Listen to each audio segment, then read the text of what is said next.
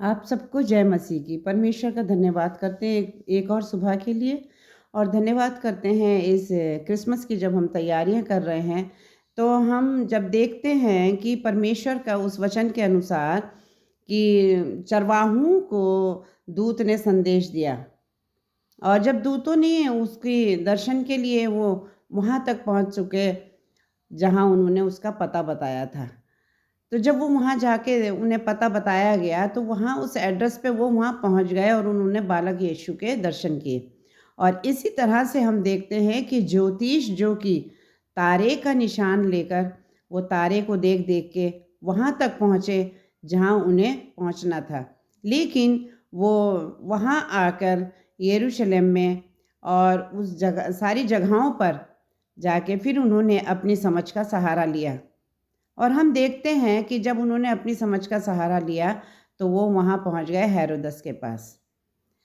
प्रिय भाइयों, मैं आपसे ये बताना मांगती हूँ कि जिस तरह से चरवाहों ने दूतों का संदेश पाकर और उस यीशु से मिलने के लिए वो पहुँच गए और उसके दर्शन किए, आज भी अगर हम परमेश्वर के लोग हैं, तो हमारा भी ये दायित्व बनता है कि हम उस स्वर्गदूत की मानिंद किसी उस भटके हुए को परमेश्वर के दर्शन करा दें। उस किसी जो परमेश्वर जो अंधकार में जी रहे हैं, उनको परमेश्वर की राह बता दें। हम उनके लिए एक दूत का काम कर सकते हैं। मजूसियों ने तारे का निशान लेकर वो वहाँ तक पहुँचे, तो हमें भी एक किसी जो पाप में डूबे हुए हैं, जो परमेश्वर से दूर हो गए हैं, उनको हमारा दायित्व बन जाता है कि हम उस तारे के मानिंद उसकी ज़िंदगी में दाखिल होकर उसको परमेश्वर के दर्शन करा सकें। परमेश्वर इस वचन में हमें बताता है कि हम परमेश्वर के दर्शन के खोजी रहें। हम परमेश्वर को जब देखना चाहेंगे, तब परमेश्वर हमारे ज़िंदगी में आता है।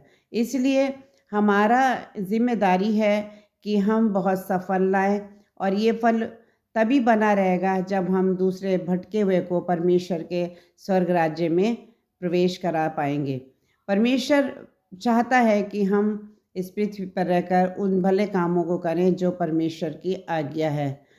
परमेश्वर इस तमाम छोटी सी वचन के द्वारा आप सबको आशीष दे। आमीन।